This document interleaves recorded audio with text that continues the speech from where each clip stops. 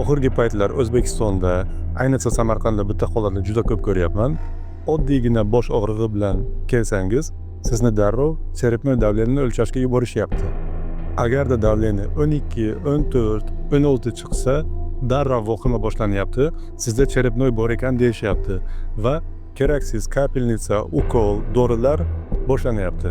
Bu aslida davolash emas, bu shunchaki yolg'on. Bu umuman tibbiyot emas, bu marketing. Bu yolg'onchilik, bilimsizlik. Bu odamlarni qo'rqitish orqali pul ishlash. Normada cherepnoy davleniya 7 dan 15 gacha bo'ladi. Buni eslab qoling.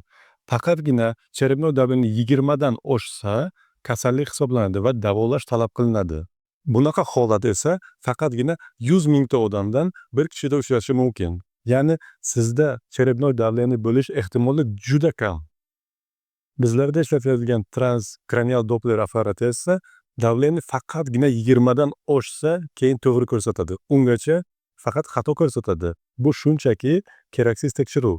Agarda sizni qaysidir shifokor 12, 14, 15 davleniya bilan davolayotgan bo'lsa, u yerdan qoching. Bunaqa shifokorga umuman borib yotmang.